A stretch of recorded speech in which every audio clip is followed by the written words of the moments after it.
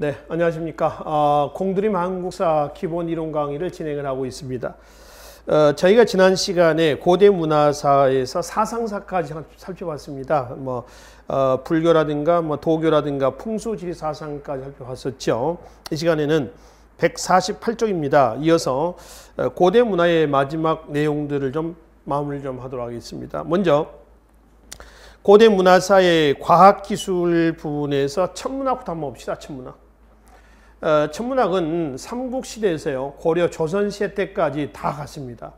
그러니까 연구하는 취지가 같다라고 하는 것이죠. 농업과 관련되어 있다. 두 번째는 통치 목적이다. 이 얘기죠. 농업과 관련이 되어 있다는 얘기는요, 비가 많이 오냐 안 오냐, 무슨 가뭄이 드냐 안 드냐 이런 것들이죠. 그래서 내년에 그 날짜를 기록했다가 다음 해에 농사의 참고 자료로 쓰겠다. 그래서 전년에는 비가 왔으니 올해도 비가 올 것이다. 이런 것들이죠. 그래서 농업과 관련되어 있다라고 하는 걸 하나 하고요. 또 하나는 뭐냐면은 국왕의 권위를 하늘과 연결시키는 겁니다. 곧 왕은 하늘의 명을 따라서 명을 받아서 통치한다는 것이죠. 즉 통치 목적입니다. 그러니까 왕은 곧 누구라는 거예요? 하늘이다. 이런 의미가 되는 거죠. 그래서 천문학은 이런 목적하에서 연구가 됐었습니다. 삼국 또 고대국가 모두 합니다. 통일신라 발해의 천문학 연구 기록 자료들이 드문드문 나와 있죠. 고구려에서는 고분벽화에 보면은 천체도들이 많이 나옵니다. 하늘의 그 태양이라든가 또는 달이라든가 이런 것들이죠. 천체도가 많이 나와 있고 고분벽화에 북두칠성 이런 것도 나오지 않습니까? 백제에서는 천문 관측 관청이 있어요. 왼쪽에 보층에 보면은 일관부라고 그래서 요즘에 기상청 정도로 보시면 되겠습니다. 신라에서는 선덕요왕대 때에 만들어졌다라고 하는 현재 현존하고 있는 세계에서 가장 오래된 천문대입니다. 첨성대가 있죠. 우측에 첨성대의 실측 사진이 하나 있습니다. 참고해서 보시고요. 가장 오래된 천문대였다. 그리고 통일신라 때 가면은 백제 일관부와 같은 누각전이라고 하는 천체 관측 관청이 있습니다. 누각전. 여기에서 각종 천체 관측을 담당했다는 기록이 삼국사기에 나와 있어요. 그래서 통일신라 때는 누각전. 여기 빠져있는 발해도 있었을 겁니다. 근데 확인할 수는 없습니다. 자료의 미비로 인해서요. 하여튼 고대과는 죄다 농업과 관련해서 또 통치 목적하에서 천문학 연구가 이루어졌다는 사실을 확인해 볼 수가 있습니다. 수학은 건축술과 밀접한 관련을 우선 가지고 있고요. 또 수학의 발달은 천문학과도 관련되어 있습니다. 또 수학의 발달은 역학은 달력입니다. 역학하고도 관련되어 있습니다. 그러니까 수학적인 부분은 각각 곳곳에 다 포함이 되어 있다라고 이제 보시면 되겠습니다. 우선 고구려, 백제, 신라, 통일신라의 그런 건축 또는 무덤 이런 형태에서 수학 발달의 동향을 확인해 볼 수가 있다는 것이죠. 자, 쭉 내려와세요. 목판인쇄술하고요. 그 다음에 제지술 있습니다. 목판인쇄술 그러면은 현재 세계에서 가장 오래된 목판인쇄본이 무구정광 대다란기경이 하나 있죠. 경주 불국사 석가탑에서 발견했습니다. 두루마리 형태로 되어 있는데 이 종이가 닭종입니다. 닭나무 종이죠. 닭종이는 지금도 고급 한지에 많이 이용이 되기도 합니다. 나무를 잘라서 껍질을 벗겨서요. 안에 있는 나무는 버리죠. 껍질을 삶아가지고 그거를 떠서 종이를 만드는 겁니다. 섬유질이죠. 질기고 희고 반질반질하고요. 또 잉크가 잘 묻어요. 그래서 잘 흡수한다는 겁니다. 그래서 보존력도 좋고요. 변질이 안 된다는 거죠. 이게 닭종입니다. 현재까지 닭종이는 이어져 오고 있습니다. 그래서 이제 현재 세계에서 가장 오래된 무구정광 대다란이경이라고 하는 목판인쇄본이 현재 있고요. 금속알짜본하고 이제 구분 좀 하셔야겠죠. 금속알짜본이라 한다면 고려 때 가면 나옵니다. 직지 또는 직지심경이라고도 얘기를 하죠. 구분 좀 하시면 되겠습니다. 그 다음에 금속 기술로 한번 봅시다. 이 금속 기술에서는 삼국의 금속 기술의 발달은요, 고분벽화라든가 또 여러 가지 유물들을 통해서 확인해 볼 수 있습니다. 고구려의 고분벽화에 보면 대장간 모습이 유독 많이 나옵니다. 지정학적으로 고구려에서는 철이 많이 생산됐습니다. 삼안의 변환과 같은 것도 마찬가지가 되겠죠. 그리고 이제 백제에서 보면 칠지도, 백제하고 일본하고의 관계를 알 수가 있다고 그랬죠. 백제 금동 대향로, 백제 향로입니다. 향로. 부여 국립박물관에 보관이 되어 있고요. 이거는 불교 외에 도교, 대지 노장 사상도 같이 가미가 됐다라고 얘기하는 것이죠. 신라에서는 금관이 있습니다. 머리에 쓰는 그 금관을 지금 얘기를 하는데요. 이 금관은 살아있는 왕이 쓰는 건 아니고요. 데드 마스크입니다. 그러니까 죽은 사람의 그 얼굴을 가리는 걸로 이제 사용을 합니다. 얼굴을 가린다 해서 이게 이제 금관이다라고 한다면은 이렇게 돼 있죠. 이게 보통 머리에 이렇게 쓰는 게 아니고 살아있을 때는 이게 머리 쓰고 있지만 금관 자체는 살아있는 왕이 쓰는 거 아니라고요. 금관에 금관 이은 흔적이 있거든요. 그래서 이렇게 하면 이게 금관이란다면 이렇게 되는 거죠. 옆에서 보면 이렇게 해서 머리 얼굴을 가리는 거죠. 그래서 시체를 뉘우는 겁니다. 그래서 이런 식으로 덮는 이런 형태가 되는 겁니다. 얼굴에 이렇게 쓰는 건 아니고요. 그래서 이게 이제 금관인데 주로 이제 고분에서 출토가 된다는 얘기죠. 무덤에서. 그러니까 죽은 사람 사자의 요즘 사람이 죽을 때 입관할 때 염을 하지 않습니까? 염을 할 때 얼굴을 가리거든요. 천으로 얼굴을 가립니다. 그런 정도로 금관을 이해하시면 된다는 겁니다. 아시겠죠? 그래서 이 금관이 순금으로 만든 것도 있고요. 도금한 것도 있습니다. 또 금관의 모형을 보면 말이죠. 아주 잘 꾸며놨죠. 여러 가지 것들을 조형물을 달아가지고 그래서 신라의 금속 기술 발달을 보여주는 자료로 이해를 하시면 되겠습니다. 자, 통일신라의 금속 기술에서는 현재 현존하고 있는 가장 커다란 종입니다. 에밀레종 또는 성덕대왕 신종. 그렇죠? 무게가 무려 18.9톤이라고 얘기를 했습니다. 18.9톤이니까 1톤이라고 한다면 1000kg입니다. 어마어마한 거죠. 그래서 최대의 종으로 알려져 있고요. 여기는 또 비천상의 세계대요. 비천상 이제 선녀가 구름을 타고 날아가는 이런 모습을 비천상이라고 합니다. 가장 오래된 종은 무슨 종일까요? 상원사종입니다. 최대의 종은 뭔가요? 성덕대왕 신종. 다른 말로 봉덕사종 또는 봉덕사종을 에밀레종라고도 이제 별칭으로 얘기를 합니다. 가장 오래된 종은 상원사종입니다. 그렇죠? 그 상원사종은 어디에 나와 있냐면은 먼저 한번 봅시다. 160쪽에 보시면은 중간에 범종 해가지고요. 최고 가장 오래된 종에서 상원사 동종이 있죠. 사진도 있습니다. 그리고 바로 방금 앞에서 봤었던 최대 종에서 뭐죠? 성덕대왕 신종이 있습니다. 그죠? 그 내용을 좀 이해를 하시면 되겠습니다. 최고와 최대를 구분을 좀 하시라는 겁니다. 다시 앞으로 넘어옵시다. 농업기술에서는 농기구들이 다양한 농기구들이 나옵니다. 뭐 삽도 나오고요, 낫도 나오고요, 쟁기도 나오고요, 이렇게 나오는 거죠. 이건 우리가 이미 청동기 철기 시대 때 살펴봤었습니다. 요 부분은 말이죠. 우리나라에서의 농기구는 돌 아니면 쇠입니다. 청동기의 농기구는 없다고 그랬죠. 그러니까 우리나라에서 금속제 농기구는 철기 시대 이후에 나와야 됩니다. 아시겠죠? 청동기의 농기구란 단어 자체는 없다고 말씀드렸습니다. 구분하시면 되고요. 다양한 농기구는 참고해서 보십시오. 또 이런 다양한 농기구의 개량은 당시 중농정책과 밀접한 관련을 가지고 있습니다. 구분하시고. 자, 뒤로 가시면은 152쪽에 고대국가의 무덤이 있습니다. 옆에 있는 고대국가의 무덤에서 한자는 고분입니다. 고분은 옛날 무덤 또는 오래된 무덤이란 뜻이죠. 무덤의 주인공은 확인할 수는 없습니다. 왼쪽에 보충 설명 좀 봅시다. 무덤 명칭에 대해 능, 원, 총, 분, 묘 이런 명칭이 붙어 있는 무덤들에 대한 내용들 성격이 나와 있죠.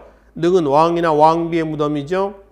원은 태자나 태자의 부인, 총은 주인공을 모르지만은 특정 유물이나 벽화가 출토된 무덤, 분은 주인공도 모르지만은 유물이라든가 벽화도 없는 무덤. 주로 이제 대부분 이런 분이 많습니다. 묘는 일반 개인들이죠. 돌무지 무덤, 그 다음에 굴식 돌망무덤은 나중에 고구려 백제 신라에서 보겠습니다. 일단 무덤 명칭에 뒤에 능자, 원자, 총자, 분자, 묘자가 들어가 있는 무덤은 부처님 이름은 어떤 누구의 무덤인가라고 하는 성격을 여러분들이 구분을 좀 하시면 되겠습니다. 자, 그러면은 고구려의 무덤부터 좀 보기로 하겠습니다. 고구려는 처음에 돌무지 무덤입니다. 돌무지 무덤에서 대표는 장문총이 있습니다. 이 장군청은 왼쪽에 사진으로 나와 있습니다. 한자는 적석총이라고 해서 적석총. 그러니까 돌을 쌓았다 해서 뭐라고 그래요? 적석총라고 일하는 것이죠. 그래서 이건 사진에 보시면 7층으로 되어 있습니다. 7층. 5층에 까맣게 되어 있는 부분은 뭐죠? 거기가 이제 입구입니다. 널 입구예요. 들어가면 밑에 3층부터 공간이 형성이 되어 있습니다. 이게 이제 돌무지 무덤인데요. 만주 지반 일대에 이런 무덤이 약 12,000개가 있습니다. 이게 어느 정도 크기냐 그러면은, 자, 우측에 나와 있죠? 길이가 한 면이가 30m라고 했습니다. 높이는 7층이고요. 이거 높이는 7층인데 높이로 본다면 13m. 작은 건 아니죠. 이게 동양의 피라미드라고 그러거든요. 엄청나게 큽니다. 하나가. 이게 12,000개가 이렇게 집중적으로 분포가 되어 있다라고 하는 것이죠. 나는 벽화는 없습니다. 그러면 고구려 후기에 가면 굴식 돌방 무덤이 나옵니다. 이건 벽화가 있어요. 이 굴식 돌방 무덤은 벽화는 처음에는 무덤 주인공의 생활상, 후기에 가면 좀 추상적인 뭐 강서고문의 사신과 같은 이러한 벽화가 나온다라고 하는 겁니다. 이 굴식 돌방 무덤입니다. 이 굴식 돌방 무덤하고요. 잠깐 좀 봅시다. 신라의 대표적인 무덤에서 뭐가 있냐면은 돌무지 무덤이 있습니다. 신라에. 비교 좀 한번 해봅시다. 같이. 이 굴식 돌방 무덤은 규모 굉장히 큽니다. 규모 커요. 신라의 돌무지 덧널 무덤입니다. 돌무지 무덤 덧널 신라 겁니다. 돌무지 덧널 무덤이에요. 이것도 규모 작지 않습니다. 규모 굉장히 큽니다. 시기는 이거는 4세기 전반에서 6세기 전반, 그러니까 삼국시대죠. 이때 유행한 무덤입니다. 자, 안에 널방이 있습니다. 널방이 있으면요, 방에 벽 있죠. 벽에다 또는 천장에다가 그림을 그려놓습니다. 벽화가 있다는 겁니다. 근데 이거는 안에 널방이 없어요. 널방이 없다는 얘기는 안에 천장이 없다는 겁니다. 그러니까 벽화가 없다는 겁니다. 그런데 굴식 돌방 무덤은 부장을 할 수가 있습니다. 부장이라고 하는 것은 추가로 사람을 매장하는 겁니다. 가능합니다. 그런데 이거는 부장을 할 수가 있다 없다. 부장을 부자죠. 부장을 할 수가 없다.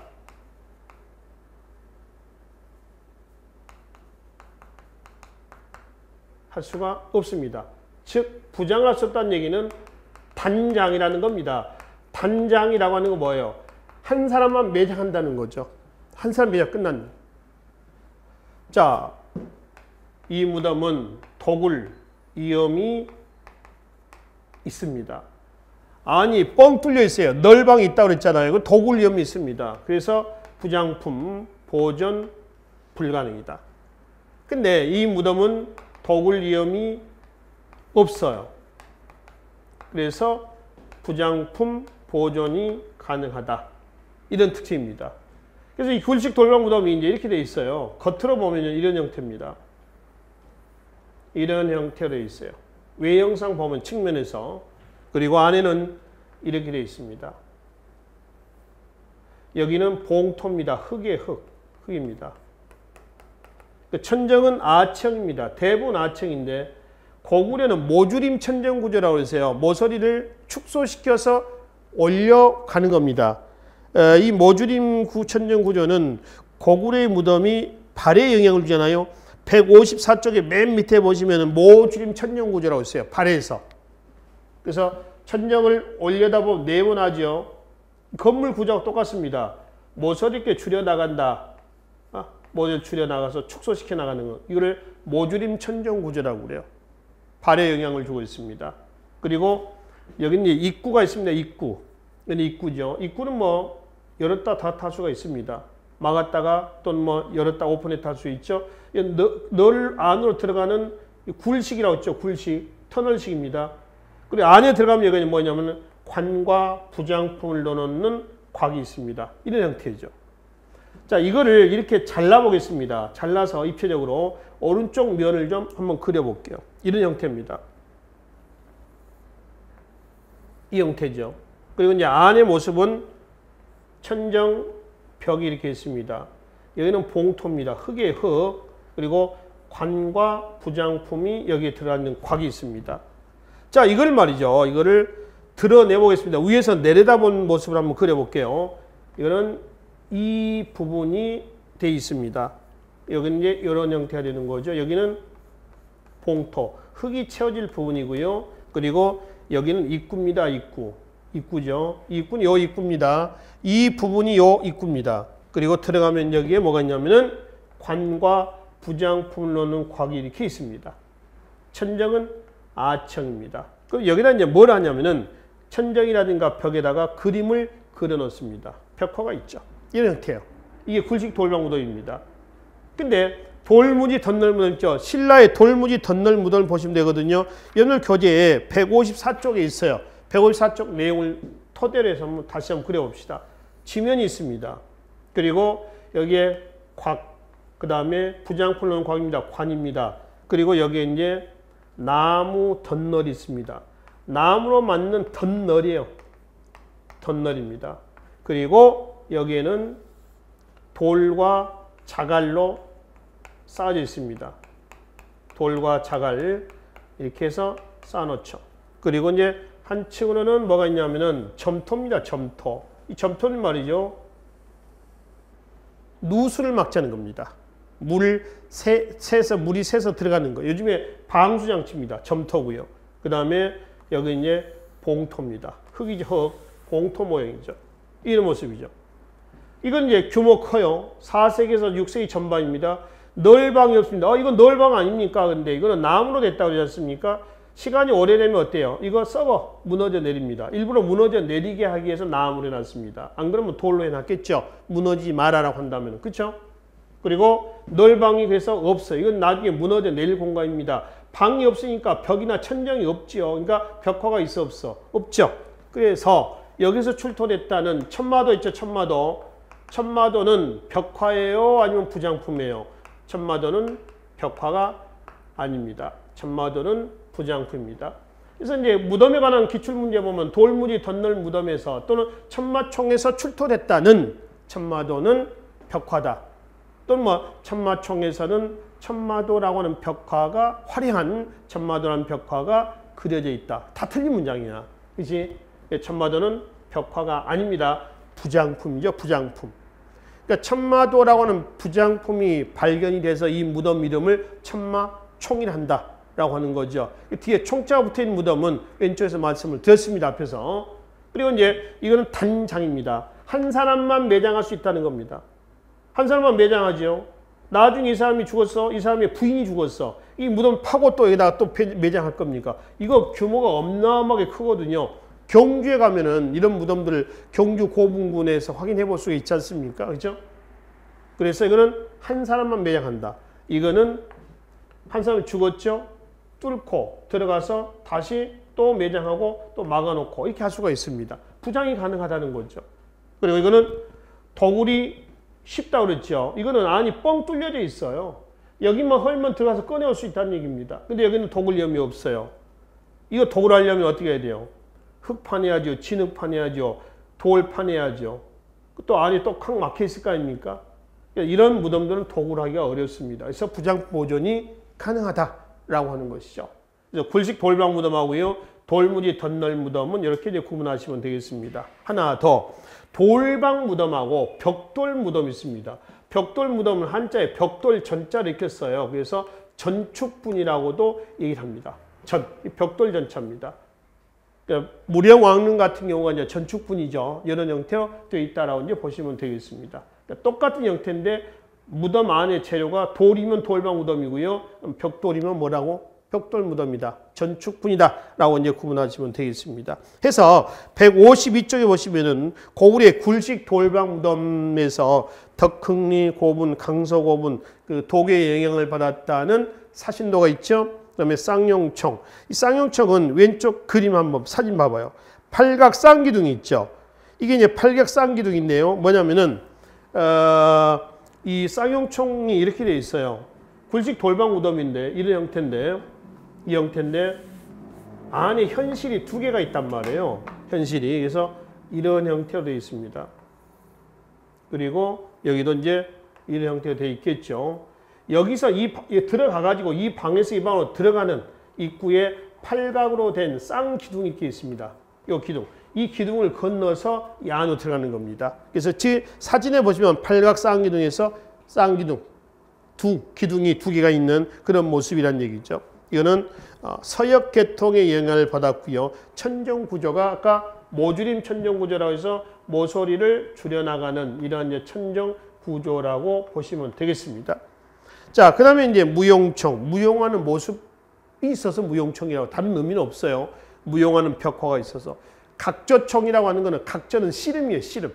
그러니까 씨름하는 그림이 있어서 각조청이라고 해요. 신라에서 보면, 신라에서 이 돌무지 덧널무되면 천마도가 나와서 천마초 그러죠. 그렇죠? 또는 뭐 그 어떤 방울 있죠. 어떤 귀걸이라든가 방울이 나와서 뭐 금방울에서 금령총, 금으로 만든 령, 방울, 딸랑딸랑한 방울 령이라고 합니다. 그래서 금령총 이렇게 한다는 거죠. 그러니까 그 무덤에서 출토된 유물 중에서 대표적인 유물의 이름을 지어가지고 이 명명을 하는 겁니다. 근데 일반적으로 이제 주인공을 확인해 볼 수 있는 무덤은 거의 없어요. 삼국시대 때에 유일하게 딱 하나 확인해 볼 수 있는 왕 무덤이 무령왕릉입니다. 성왕의 아버지 아닙니까? 여기서 뭐가 발견돼서 확인하냐 하면 지석이죠, 지석. 지석은 묘지라고도 얘기를 합니다. 묘지라고 돼요. 무덤 주인공의 간단한 이력서입니다. 태어나서 죽을 때까지의 기록 내용들이죠. 이게 있어야지 나중에 무덤이 예를 들어서 뭐 없어지더라도 이게 하나 나오면 아, 여기가 이 터가 그 누구의 무덤이다라고 하는 것을 확인해 볼 수가 있는 거거든요. 그래서 삼국시대 왕 중에서 유일하게 주인공을 확인해 볼 수 있는 왕은 백제 무령왕릉 이렇게 보시면 됩니다. 통일후에 나오죠, 이제. 자, 그럼 이제 백제로 가면은 백제는 수도가 바뀌면서 무덤 형태가 바뀌어요. 한성, 그 다음에 웅진으로 가죠. 장수왕의 남진정책 때 계로왕이 죽고 문주왕대 때 웅진으로 갑니다. 다시 6세기 성왕대 때 어디로 가죠? 사비로 갑니다. 그죠? 그래서 한성 시기, 웅진 시기, 사비 시기의 무덤 형태가 달라요. 한성 시기 때는 계단식 돌무지 무덤과 굴식 돌방 무덤인데 그중에 계단식 돌무지 무덤은 석천동 고분이에요. 얘는 고구려의 초기의 무덤, 즉 돌무지 무덤하고 비슷합니다. 백제 건국의 주역이 고구려 이주민이었다는 증거로 이해하시면 되겠습니다. 그 다음에 이제 웅진 시대 때 보면은 독무덤, 옹감묘죠, 장독, 그 다음에 굴식 돌방 무덤, 벽돌 무덤이 있는데 이 벽돌 무덤은 두 개가 있습니다. 송산리 6호분과 무령왕릉이 있어요. 이 송산리 6호분 무령왕릉은 밑에 우측에 보면 사진이 나와 있습니다. 그게 이제 무령왕릉 모형입니다, 모형. 예전에는 실제 무령왕릉에 왔다 갔다 했었는데 그러다 보니까 이제 훼손이 좀 심해요. 그래서 옆에다가 똑같은 규모로 똑같은 형태로 만들어 놓은 것이 모형입니다. 사진 얘기가 그거고요. 여기는 무덤이 7개가 있어요. 7개가 있는데 이렇게 7개 이렇게 있습니다. 5개가 굴식 돌방 무덤이고요. 2개가 벽돌 무덤이에요. 그 중에 하나가 무령왕릉이 있습니다. 원래 무령왕릉은 무덤에 봉이 있잖아요. 봉이 없었어요. 내려앉아서. 그래서 일제시대 때 이게 이제 도굴이 안 됐던 모양이에요. 근데 1971년에 이제 배수로 공사하면서 이제 발견이 된 겁니다. 거기 관련된 내용은 바로 밑에 무령왕릉에 대한 보충 설명이 좀 있거든요. 그거 한번 읽어 보시고요. 근데 여기서 이제 발굴하다 보니까 뭐가 나온 거예요? 무령왕릉 지석이 나와서 무령왕과 왕비의 무덤이었다라고 하는 것이 확인이 된 겁니다. 특히 지석에 밑에 지석 내용이 있죠. 밑에 셋째 줄 보시면은 영동 대장군 백제 사마왕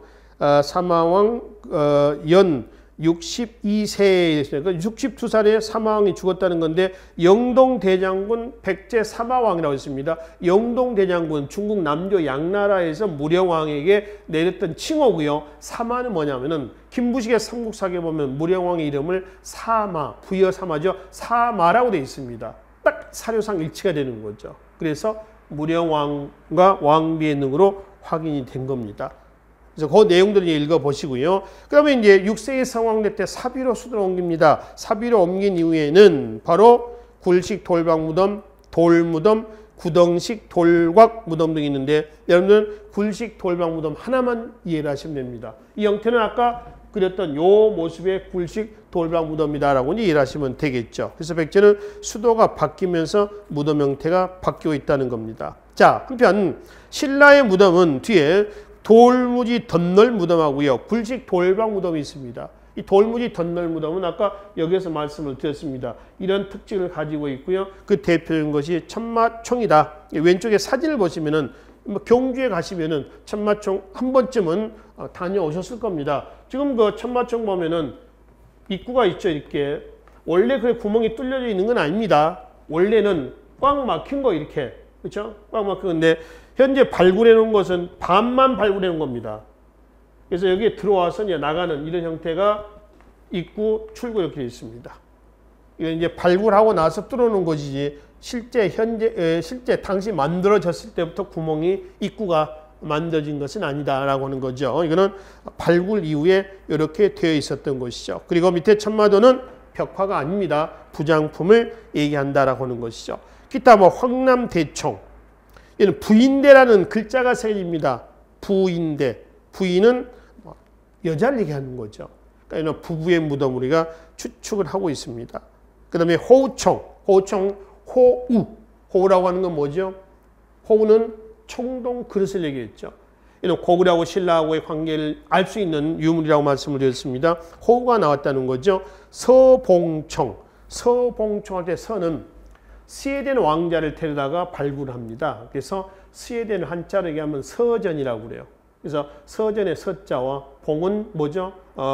여기서 이제 금관이 나옵니다. 금관이 그래서 서봉총라고 얘기를 한다는 것이죠. 그렇죠? 금관에 봉황이 장식돼서 서봉총이랍니다. 금관이 나온 것이죠. 이것들이 전부 다 여기서 얘기하는 뭐죠? 돌무지 덧널 무덤이다라고 이제 보시면 되겠습니다. 그리고 이제 굴식 돌박 무덤으로서 경상북도 영풍군 순흥면 읍내리 고문이 있습니다.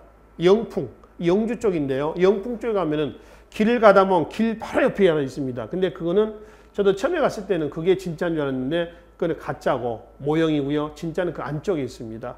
그냥 아마 밖에 이제 지나가면서 한번 보라라는 의미에서 가짜 무덤. 그러니까 지금 현재 무령왕릉 가짜 해놓은 것처럼 만드는 무덤이 하나 있기는 가보신 분은 아실 겁니다만 이게 이제 읍내리 고분 어숙묘라고 하는데 여기서 어숙이라고 하는 간지가 나옵니다. 어숙이라는 글자가 나옵니다. 그래서 어숙이라고 하는 사람의 무덤. 그래서 어숙묘라고 명명하죠. 근데 신라 무덤은 대체로 굴식 돌박 무덤보다는 돌무지 덧널 무덤 이렇게 기억을 하시면 되겠습니다. 자, 통일신라 때 하면 굴식 돌박 무덤 그냥 나오지만은 불교의 영향을 받은 뭐도 있어요. 화장법도 있습니다. 이 화장법에서 만들어진 문무왕릉 있죠. 뭐 대왕암 또 수중릉 또 호국릉 이렇게 얘기를 합니다. 그래서 경상북도 경주시 거기가 몽돌이 많이 있는 그 몽돌 해수욕장인가 해수욕 이름이 그쪽에서 가까운 거기서 이제 육안으로 볼 수 있는 그러한 곳에 문무왕릉이 있습니다. 신문왕이 아버지 문무왕을 장사 지낸 곳이라고 그랬죠. 그 문무왕의 유언 내용이 나와 있습니다. 그래서 호국릉으로 평가를 하고 있다라고 하는 것이죠. 그리고 굴식 돌박 무덤은 김유신묘라든가 성덕대왕릉이라든가 괴릉이 있는데 통일 이후에 굴식 돌박 무덤은 특징은 이렇습니다. 무덤 밑부분에 뭐를 두는 거죠? 둘레돌을 두는 겁니다. 이 둘레돌이라고 하죠. 그리고 여기다 이제 12간지, 자축인묘, 진사오미, 신유술에서 12간지를 조각을 하게 됩니다.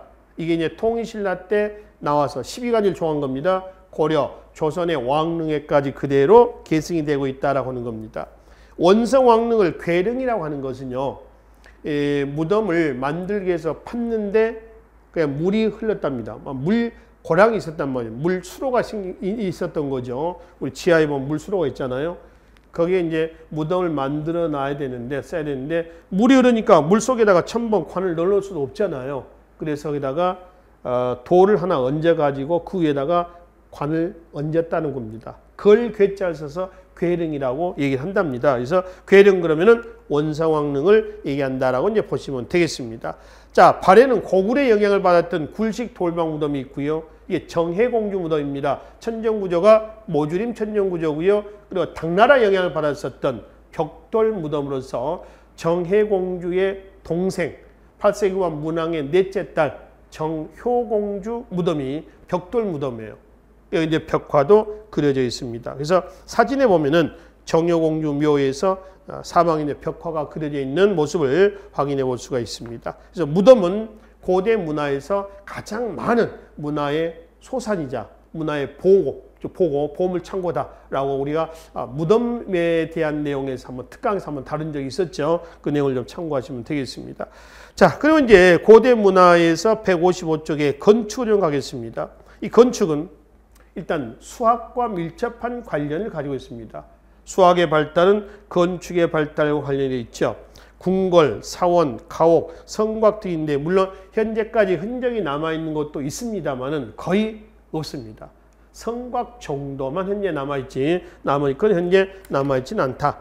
통일신라 때 뭐 불국사라든가 석굴암 등이 있습니다. 이 불국사 같은 경우는요, 우리나라 사찰 건물의 기본 양식이 됩니다. 1금당 2탑식입니다. 우리나라 사찰 건축의 기본 양식이라고 보시면 됩니다. 뭐냐면은 사찰이 경내가 있으면요, 여기에 법당이 하나 있고요. 대웅전이라고 그러죠. 큰 대웅전, 큰 법당에서 대웅전이라고 그러잖아요. 근데 앞에 탑이 2개가 있는 형태입니다. 1금당 2탑씩. 이게 불국사가 대표적이죠. 그래서 불국사 대웅전.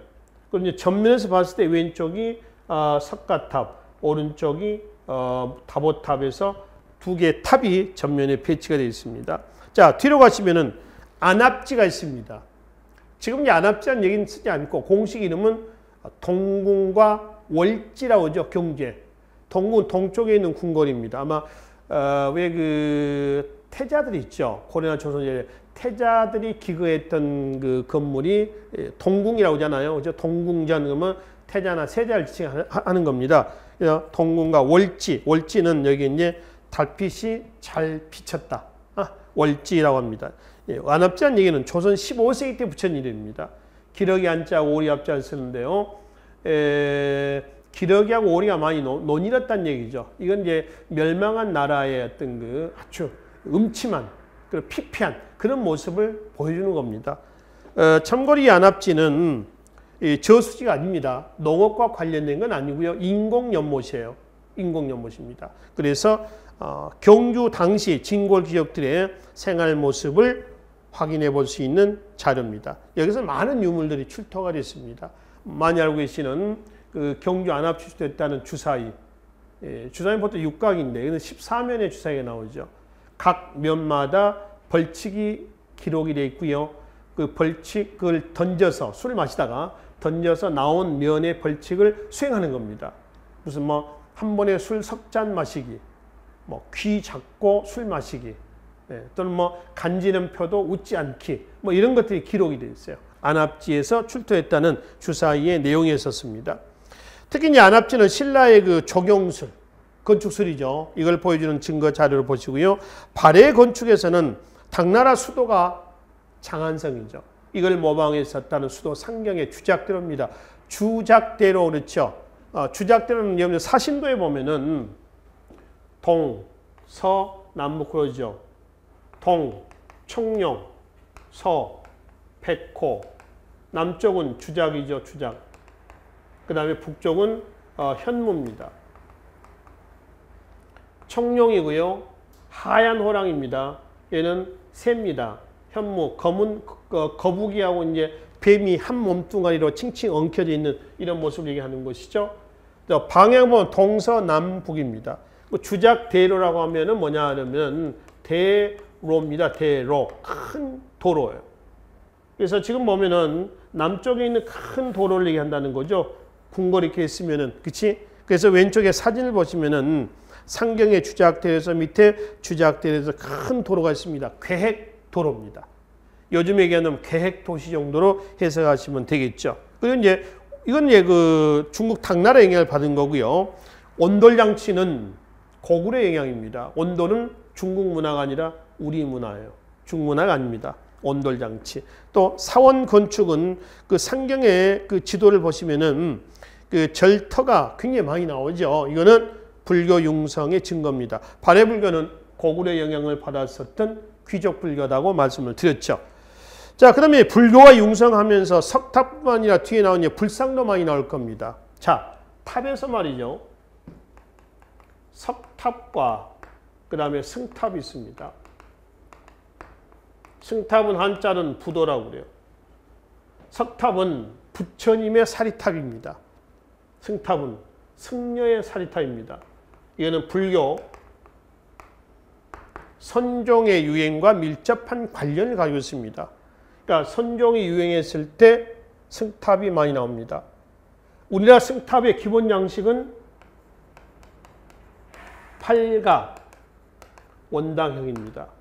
오형은 나중에 사진에서 봅시다. 그러면 이 석탑할 때 석, 돌은 무슨 돌이냐 그러면 가장 단단한 돌이 화강암입니다. 우리나라에 가장 많이 분포되어 있는 돌이 화강암이에요. 5,000년 간다고 그래요. 그래서 우리나라는 석탑의 나라다 라고 한다면 탑에서 중국이나 인도는 전탑이냐 전은 벽돌 전자입니다. 흙을 굽는 거죠. 일본은 뭔지 아세요? 일본의 건축 보면 거의 나무죠. 목재입니다. 그래서 일본은 목탑의 나라, 우리나라는 석탑의 나라, 인도나 중국은 전탑의 나라 이렇게 일한다는 거죠. 그리고 이제 가장 흔한 화강암이 많이 분포가 돼 있었기 때문에 이게 석탑의 재료로 이용을 하게 되는 겁니다. 자, 그러면 고구려 백제 신라 삼국시대 때 석탑을 좀 먼저 보기로 하겠습니다. 참고로 석탑이 부처님의 사리탑이라고 해서 100% 부처님의 사리가 있는 건 아닙니다. 대신 부처님의 사리가 없는 석탑에는 부처님의 말씀을 기록해 놓은 불경이 있죠. 불경을 넣어놓게 한다는 거죠. 그러니까 경주 불국사의 석가탑에서 출토했다는 세계에서 가장 오래된 목판 인쇄물 뭐라고 했어요? 무구정광 대다란이경도 바로 부처님의 말씀을 기록해 놓은 불경 아닙니까? 그게 석가탑에서 나왔다는 것은 석가탑에는 부처님의 진신사리가 없고 말씀을 기록해 놓은 불경이 있다라고 하는 것을 확인해 볼 수가 있는 거죠. 자, 고구려는 석탑터는 없고요. 불에 타가지고 남은 목탑터가 있었어요. 그러니까 고구려는 주로 석탑보다 목탑이 많이 면됐던 것 같고, 백제는 익산 미륵사의 석탑, 연측은 복원이 됐습니다. 그대로 이제 복원이 된 거고요. 부여의 정림사지 5층 석탑, 이 정림사지 5층 석탑은 원래 이제 정림사라고 하는 절이었는지는 몰랐습니다. 근데 이제 나중에 여기서 발굴하다 보니까 기와 파편에 정림사라고 하는 글자가 새겨져 있어서 정림사라는 정림사지라고 하는 이름이 붙여진 겁니다. 그래서 정림사지 5층 석탑 부여에 있습니다.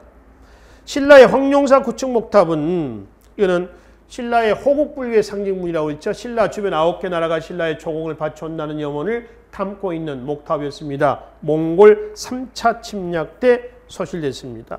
그리고 분황사 모전탑. 자, 그 전은 뭐냐면은 벽돌 전자라고 그랬죠. 모는 모방한다라는 그런 의미거든요. 그러니까 벽돌을 모방한 탑이에요. 그러니까 우측에 사진에 언뜻 보면 이거를 돌을 자른 것처럼 보입니다. 근데 돌은 아니고요. 돌 아니고 뭐예요? 돌을 벽돌은 아니고요. 돌인데 돌을 벽돌처럼 깎은 거죠. 그래서 벽돌을 모방했다라고 하는 겁니다. 그러니까 석탑이에요. 말 그대로. 석탑인데 벽돌을 모방한 탑에서 모전탑라고 되어 있습니다. 이게 이제 신라에 현재 남아있는 석탑이 되겠습니다. 동신라 때 가면은 초창기에는 삼국시대 때 탑들을 막 짬뽕하는 형태가 나옵니다. 근데 8세기 이후에 가면은 신라의 전형적인 석탑이 나옵니다. 동신라의 석탑 그러면 이렇게 기억하시면 됩니다. 3층 사각탑. 3층 사각입니다. 탑에서 1층, 2층, 3층 하는 건 탑심만 가지고 얘기합니다. 탑심. 그러면 고려의 탑은 동신라의 석탑이 3층 사각탑이다 한다면 고려는 다층 다각탑이라고 그래요. 구분하시면 됩니다. 고려시대 통일신라와 고려의 석탑의 모양을 얘기한다라고 하는 겁니다. 자, 1층, 2층, 3층 하는 것은 옆에 통일신라의 대표적인 불국사 석가탑이 있죠. 석가탑의 이런 형태입니다. 좀 간단히 보시면 지면이거든요. 석가탑은 기단이 2층입니다. 이런 형태로 되어 있죠. 석탑에 대한 특강에서 제가 말씀을 드렸습니다만은, 자, 이런 모습이에요. 여기서 이제 명칭이 어떻게 되냐면은 맨 밑에 부분이 있죠. 이 부분이 기단입니다. 기단. 기단 받침이라는 뜻이에요. 받침. 그 다음에 이제 요 부분이 뭐냐면 상윤부. 좀 쉽게 말하면 탑 머리 부분, 탑 두부라고 탑 두부. 그 다음에 이 부분 있죠. 지붕에 한옥에서 보면 지붕처럼 되어 있는 부분이 있죠. 이걸 뭐냐면은 이거를 옥계석이라고 합니다. 옥계석. 옥계석이라고 해요. 옥계석 밑에 있는 이거 있죠. 사각으로 있죠. 이걸 뭐냐면 이거는 탑의 몸뚱아리입니다. 탑의 몸뚱아리. 이거를 탑신이라고 탑신. 그러니까 우리가 이제 1층, 2층, 3층 하는 건 뭘 가지고 하냐면은 탑신을 가지고 합니다. 그래서 여기가 1층, 2층, 3층 이렇게 한다는 거죠. 사찰에 가면은 탑들을 많이 볼 수가 있거든요. 탑들 가서 세봐라 그러면은 1, 2, 3, 4, 5, 6, 7, 8, 9, 10, 11 이런 식으로 세는 사람도 있어요. 모르니까. 그치? 근데 혹 나중에 뭐 유적지라든가 사찰에 가서 탑이 보일 때 부분별로 이건 탑두부, 옥계석, 뭐 기단, 탑신 이렇게 설명을 한번 해 주세요. 같이 가시는 분들한테. 그러면 여러분들 가치가 뻥축 뛸 겁니다. 이거 탑신을 가지고 이거는 3층이라 해서 1층, 2층, 3층이라고 한다. 이렇게 설명을 좀 하십니다. 문화재 큐레이터처럼 말이죠. 한번 얘기를 하시면 돼요.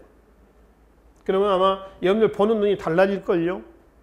야, 너 어디서 배웠냐? 그러면 공들임 한국사 시간에 배웠다. 또 이렇게 홍보를 좀 해주시면 될 것 같습니다. 자, 하여튼 이렇게 하는 얘기를 하시면 되고요. 그리고 탑에서 가장 아름다운 부분은 어디냐? 그러면은 옥계석 부분의 끝 부분이에요. 이게 사각이니까 4개가 있죠. 이걸 조금 클로즈업 하면 이렇습니다. 이게 끝이 이래요. 이런 형태입니다. 이런 형태로 살짝 올라가 있어요. 이 형태거든요. 이 부분입니다. 이거 재료가 아까 뭐라고 했어요? 화강암이라고 그랬잖아요. 가장 단단한 돌이에요. 이때는 오로지 뭐만 가지고 조각하는 거예요? 망치와 정입니다. 두드려서. 다 만들어놨는데 잘못해서 깨졌다라고 하는 겁니다. 그럼 어떻게 했어요? 다시 만들어야죠. 그러니까 이 도공, 석공들의 기술이, 손 기술이 얼마나 뛰어났는가를 알 수가 있습니다. 석가탑을 만들었다라고 하는 사람이 누구죠? 신라에서 만들 때 백제 도공, 석공입니다. 아사달, 아사녀. 이 아사달과 아사녀에 대한 사람 아시죠? 백제에서 이제 혼인을 하자마자 아사달이 이제 착출이 돼가지고 이걸 만들고 있는데 아사녀가 남편을 보러 갔어. 그랬더니 이거는 여자가 들어가서는 안 된다. 부정탄다는 거죠. 그래서 저 밑에 연못이 있으니까 거기서 집을 짓고 기다려라. 그래서 아사달이 다 만든 석탑이 다 만들어지면 높으니까요. 그 흔적이, 그림자가 밑에 있는 연못에 비칠 것이다. 그러면 그때 아마 남편을 만날 수 있을 것이다. 그래서 이제 아사녀가 밑에서 하루 지나고 이틀 지나고 몇 달이 지났는데 그림자가 안 나타난다는 거예요. 탑의 그림자가. 그래서 기다리다가 지쳐서 연못에 뛰어들어서 죽었다라고 하는 겁니다. 나중에 이제 아사달이 그 소리를 듣고 작업이 공사가 끝난 다음에 와서 보니까 죽었다는 얘기죠. 그래서 아사달도 연못에 뛰어들어서 죽었다라는 설화입니다. 그러니까 이거는 석가탑의 별칭을 무영탑이라고 그러거든요. 1930년대 이광수의 추돈 이광수의 무영탑이라는 소설도 있어요. 그림자가 없다라고 하는 겁니다. 무영. 그러니까 진짜 이게 그림자가 없다는 얘기는 아니고 연못에 그림자가 비추지 않았다. 그래서 무영탑이라고 하는 그런 설화를 안고 있는 탑이에요. 이게 이제 석가탑이에요. 그러니까 석공들, 손재주가 가장 뛰어났던 사람들은 백제인으로 알려져 있습니다. 이거는 당시 백제하고 신라의 문화 교류, 인적 교류가 있었다는 증거이기도 하고요. 그죠? 실제 아사달, 아사녀의 내용이 어떤 게 실화인지 아니면 그냥 우리가 구전되어 오는 그런 내용인지 잘 모르겠습니다만은 그런 얘기도 있다라고 하는 겁니다. 그래서 이제 우리가 탑에서 일단 1층, 2층, 3층 하는 것은 이렇게 구분하고요. 가장 아름다운 부분은 이 부분이다. 이 부분이 살짝 올려가 있는 아주 아름다운 곡선이거든요. 곡선이에요. 시각적으로 보면은 위에 그 부여의 정림사지 5층 석탑의 옥계석 뒤를 보면 살짝 올라가 있습니다. 이런 모습들을 이해하시면 됩니다. 그렇죠? 밑에 뭐 경주 불국사 석가탑도 이렇게 올라가 있는 모습을 확인해 볼 수가 있지요. 그렇죠? 아주 예쁜 여인이 한복을 입고요. 치마를 살짝 들어 올렸습니다. 뭐가 보입니까? 버선이 보이죠. 근데 버선이라고 하는 거 아시나 모르겠습니다. 한복을 입을 때 신는 양말이에요. 그 버선 코가 보면 이렇게 돼 있죠. 옛날 그 고무신도 그 어머니들이 옛날 어머니들 신던 고무신도 이런 버선 코와 같은 이런 모습이에요. 이게 이런 형태입니다. 한복의 아름다움 곡선 아닙니까? 한옥의 우리 전통 주택 있죠. 한옥의 아름다움도 뭐예요? 곡선에 있거든요. 곡선. 그 아름다움 좀 얘기를 하는 겁니다. 그래서 3층 사각탑에서 가문사지 3층 석탑, 석가탑, 또 경주에 있는 고선사지 3층 석탑 이런 것들이 신라 중대 때의 3층 사각탑의 대표인 거고요. 신라 말에 가면은 석탑에서 다양한 변화가 나왔다 그러는데 어떤 변화냐면 탑신에 불상을 새기는 겁니다. 그 대표인 것이 뒤에 양양 진전사지 3층 석탑만 봐봐요. 탑신에 부조로 불상이 새겨져 있죠. 또 바로 밑에 보면 화엄사 구례입니다. 사사자 3층 석탑이 있습니다. 연기조사가 어머니를 위해서 만들었다는 거죠. 4마리 사자가 받들고 있는 겁니다. 그죠? 석탑 있죠? 그 안에 있는 사람이 연기조사의 어머니고 이 사사자 3층 석탑 앞에는 연기조사가 이렇게 서 있는 모습도 있어요. 사진에 안 나와 있습니다만. 그래서 신라 때 가면은 좀 착상이 기발하고 좀 독특한 이런 형태의 석탑도 나온다라고 하는 겁니다. 그리고 신라대 때 불교 선종이 유행을 하면서 나왔었던 뭐죠? 승탑. 한참 부도라고 했습니다. 팔각 원당형인데 대표인 것이 밑에 화순, 전라남도죠. 쌍봉사, 철감선사 승탑이 있습니다. 이게 대표적인 승탑입니다. 팔각 그러면 삼각부하고 사진을 보세요. 하각부가 팔각이죠. 가운데 몸통 부분이 둥그렇습니다. 그래서 팔각 원당형 거의 이런 모습이에요.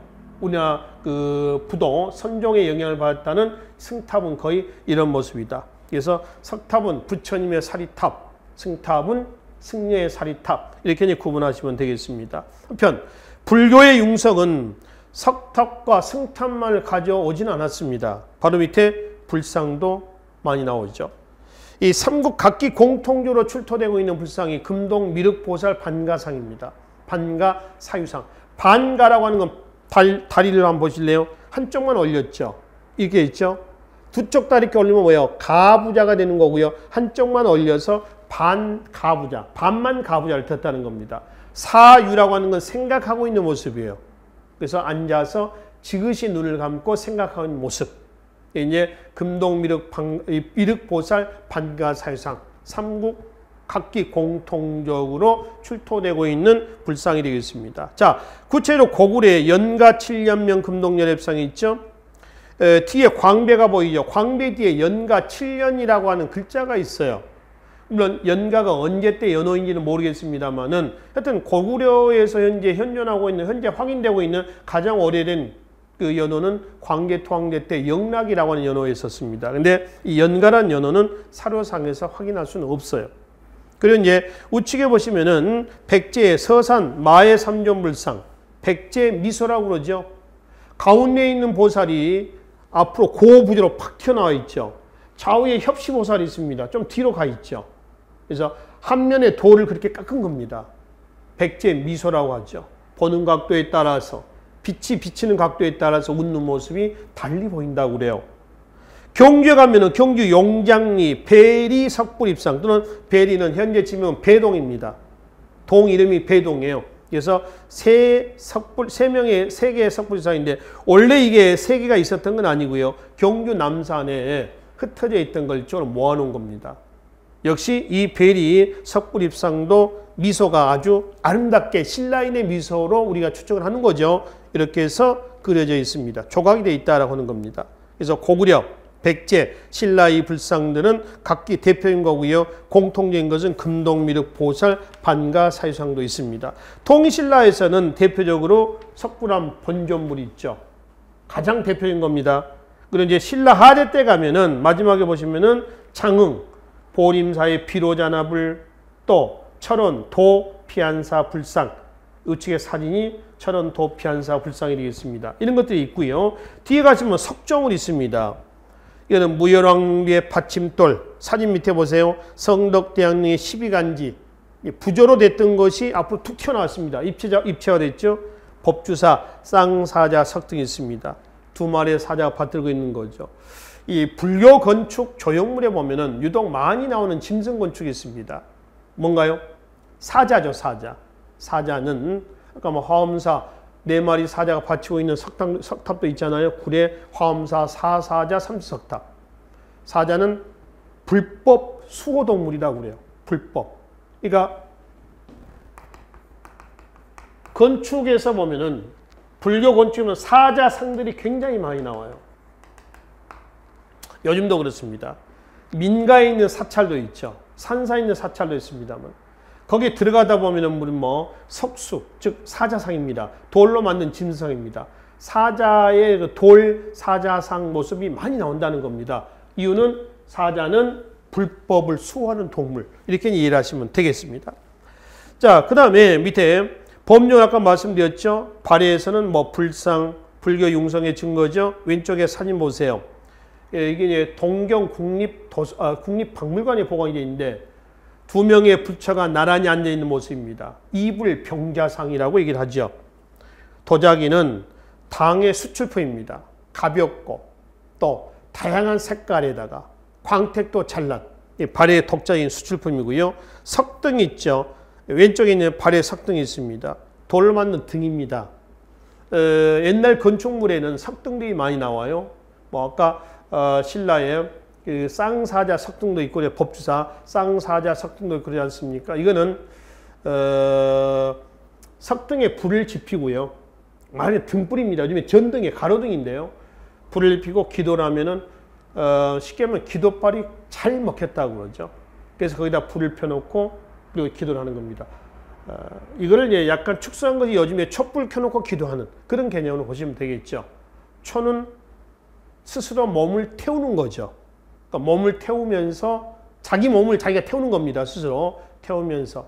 그래서 기도할 때 가장 어떤 정성스럽게 기도를 할 때 초를 피운 듯이 옛날에는 석등에 불을 피우고 기도를 했다라고 하는 것이죠. 그러니까 옛날 석등을 보면 다 그을린 흔적들이 있습니다. 물론 이제 전란을 겪으면서 화재로 인해서 화마로 인해서 그을린 흔적이 있습니다만은 대부분 그을렸어요. 애초부터 불을 폈기 때문에 까맣게 그을린 흔적이 나와 있습니다. 뭐 기타 발해 문화는 그대로 보시면 되겠습니다.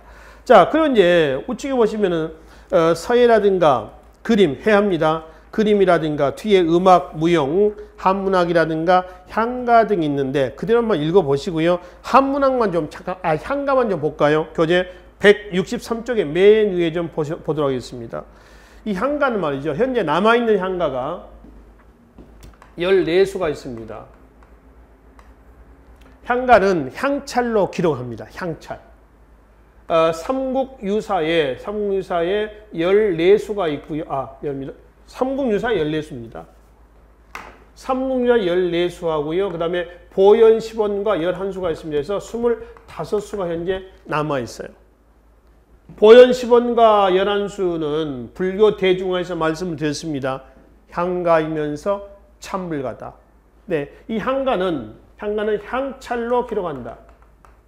향찰은 한자의 음만 차음을 하는 겁니다. 빌리는 거예요. 빌린 겁니다. 이거 한번 보실래요? 이거 한번 읽어보세요, 여러분들. 이거 향찰이에요, 향찰. 정, 말, 졸, 립, 다. 그럼 이거 발정, 끝말, 병사졸, 설리, 마늘따. 그래서 이거 어떻게 해석합니까? 해석할 필요 없습니다. 말 그대로 그냥 음만 빌려놓은 거예요. 우리가 졸립다라고 하잖아요. 졸려. 정말 졸립네. 근데 정말 졸립다. 이렇게 된 거예요. 이렇게 써놓은 것을 우리 향찰이라고 그래요. 향가가 이렇게 있습니다. 향가가. 그러니까 일반 민중도 쉽게 접할 수가 있는 부분이죠. 그렇죠?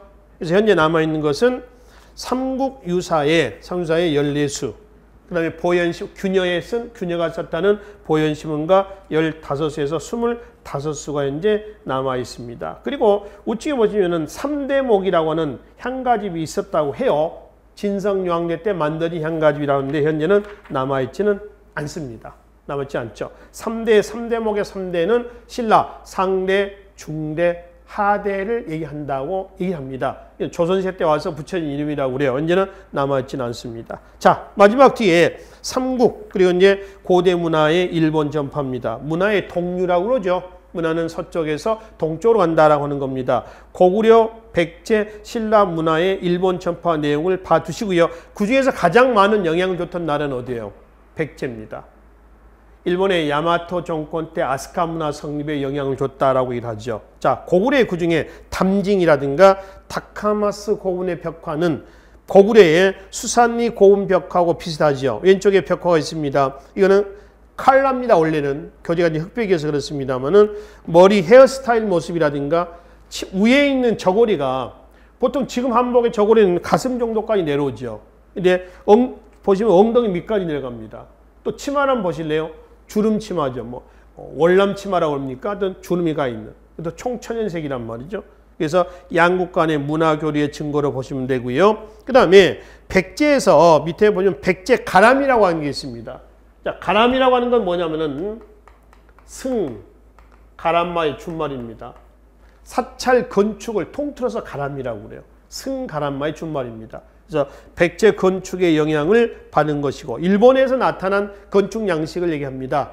백제 영향을 그냥 그만큼 많이 받았다는 거죠. 그 다음에 신라에서는 조선술하고 배 만드는 거죠. 축제술이 있습니다. 제방 축제하는 거죠. 일본에서 나온 얘기입니다. 한인의 연목, 그러면 신라의 축제술의 영향을 많이 받았던 걸로 이해를 하시면 되겠습니다. 그래서 우측에 야마토 정권 때 아스카 문화 성립에 영향을 줬으며 통일신라 문화도 정치, 문화의 영향을 받아서 일본의 하쿠호 문화, 일본의 헤이안 시대 때 하쿠호 문화 성립에 영향을 주게 되는 것이죠. 우측에 165쪽에 고대 문화 일본 전파에서 조몬, 야요이, 아스카, 하쿠호 문화는 다 일본 문화인데 우리나라 영향을 받은 겁니다. 특히 조몬 문화는 신석기 시대 때의 토기 문화의 영향을 받은 거고요. 야요이 문화는 청동시대 때 토기 문화의 영향을 받은 겁니다. 가야의 토기 문화의 영향을 받은 것이 일본에 뭐라고 했어요? 스에키 문화죠. 스에키 문화. 그러니까 조몬, 야요이, 그 다음에 스에키는 다 토기 문화입니다.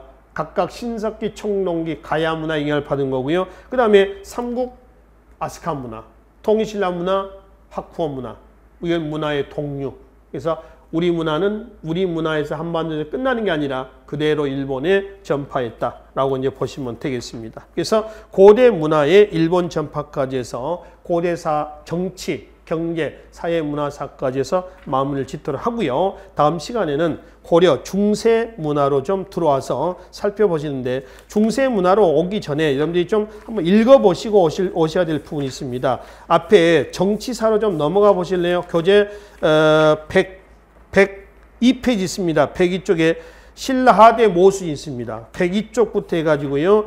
105쪽 있죠. 후삼국 부분까지 한번 읽어보시고 이 내용은 우리가 그 단원에서 뺐습니다. 나중에 고려 건국 과정에서 얘기합시다라고 해서 접어놨던 부분이거든요. 한번 읽어보시고 이 내용을 토대로 해서 고려 건국 과정을 정리하도록 하겠습니다. 그래서 고대사 부분은 여기서 마무리를 짓도록 하겠습니다. 수고하셨습니다.